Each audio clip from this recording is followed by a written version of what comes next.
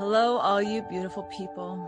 This is Intentional Healing, and I am Nicole Bridger. So you'll notice that the background is a little bit different than usual. We are not in Bali. We came back to British Columbia, Canada, and so I'm wearing a little bit more clothes than normal.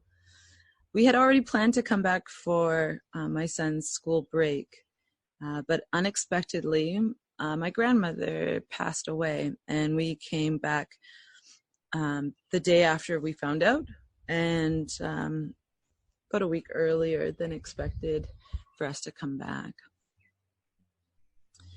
So today, I've been thinking a lot about the cycle of life and death and relationships with loved ones. And I thought today we would talk about death and how to heal in a healthy and healthful way when someone passes. So before we begin, take a deep breath and allow yourself to just be here, just for these next few moments. So, death of our physical beings is, while our physical selves die, our soul self, our spirit self, continues and goes back to be a part of the infinite.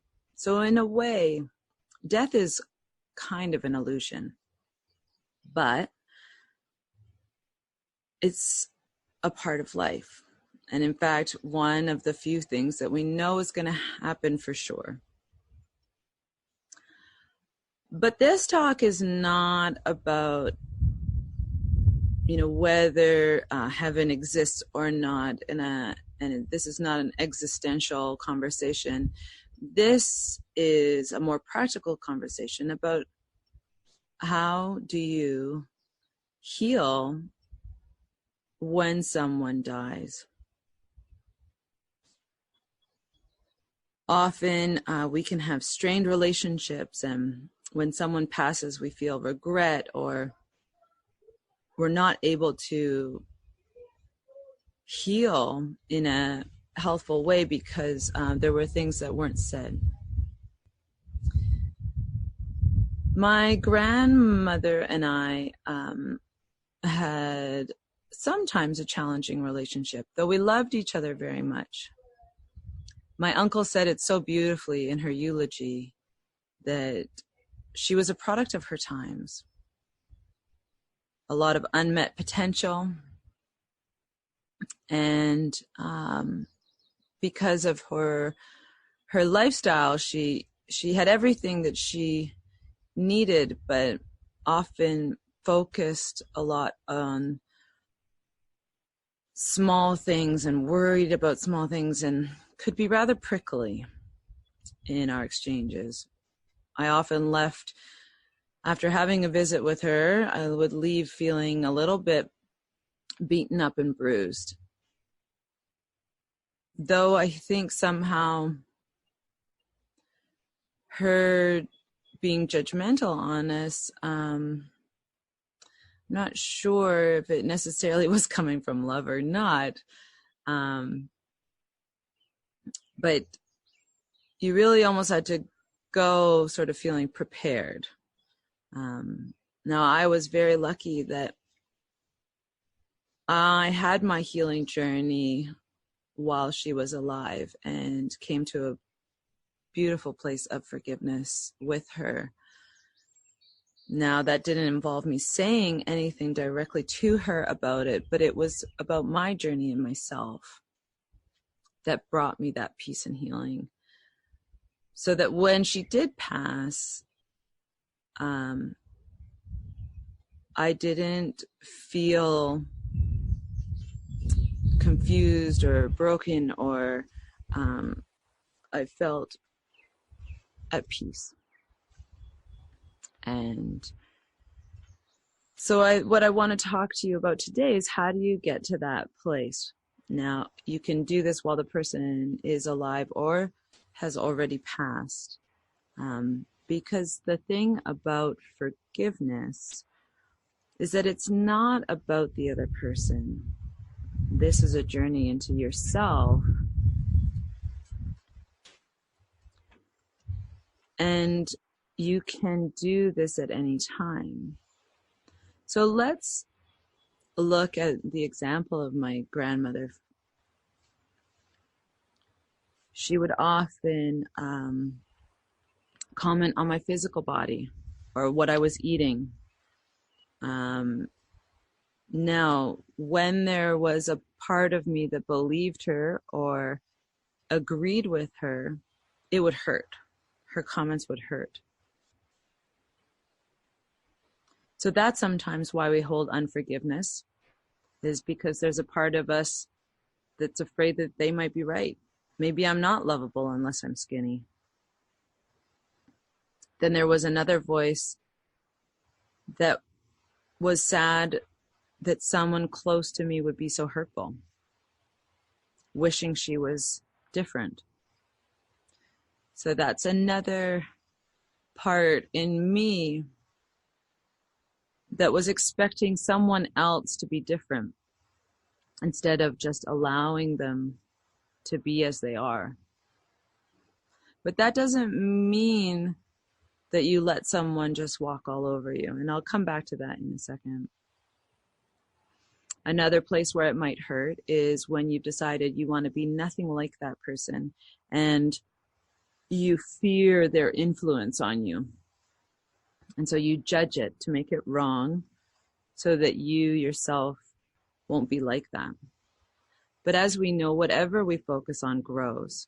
So if we focus on all the things that we don't like, then that is what will be present. But if I see her humanness, a product of her times, and instead of feeling like I needed to protect myself, I could just see compassion for her. Once I felt whole in myself, that I loved myself just as I am, then her words didn't hurt anymore. I saw her with compassion as a product of her times, and I could love myself as I am. And if anything, I sent her nothing but love and compassion, because I could see that she was suffering in her own existence. She had created walls of judgment and pain. But I didn't need to protect myself from them anymore. So this journey is more about finding a place of self-love and forgiveness than anything. And if you notice that when someone passes, that you feel far more emotional than you feel makes sense, because it is important that you do mourn, to feel sad, to say goodbye. This is an important emotion, not something to be pushed away or deemed wrong. It's an important emotion to process, and if you push it down or are afraid of it, it will linger there until you take the time to do so. And the only way to do that is just to allow yourself to feel sad. Allow the emotions to come up. And if things like anger arise, lean into it. Ask yourself, what is it that I'm actually angry about? These are moments of healing.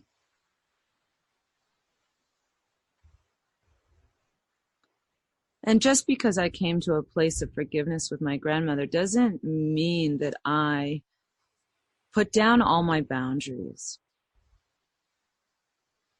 Forgiveness does not say, come and walk all over me. In fact, when you truly forgive someone and are on your healing path, you may decide that with love and compassion, perhaps a limited amount of time together is what's best for you. But that requires listening in here with a lot of love, self-love. With self-love, you can create healthy boundaries.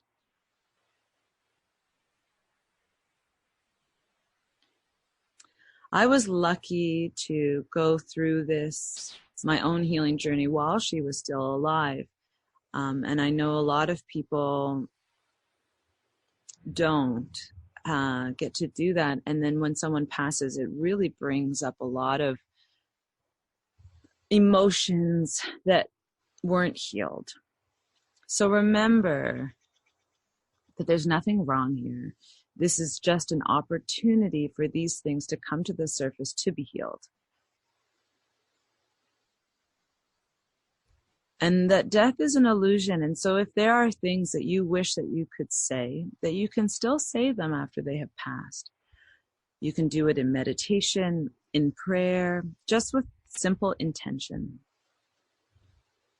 My mother told me a few days ago that in the last few months of my grandmother's life, that she was feeling remorseful for how she treated me. And this touched me really deeply, that she was worried about our relationship. So I said to my mother that I would be sure to let her know in prayer that all is forgiven and that she can rest in peace. I can still communicate with her. Tell her that she is forgiven, that she has no worries here, that I love her, and I thank her for all that she has taught me. What's important is the healing of that energetic relationship. Even if the person is still alive, you do not need to talk to them face to face. This is about the healing inside you.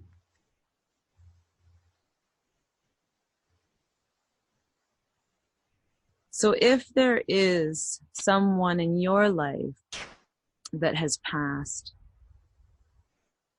that is leaving a gaping wound for you, perhaps you're feeling afraid to even look at that.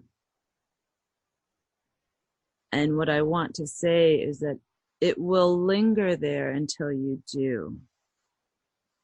And so it's really important to take the time, perhaps with your journal,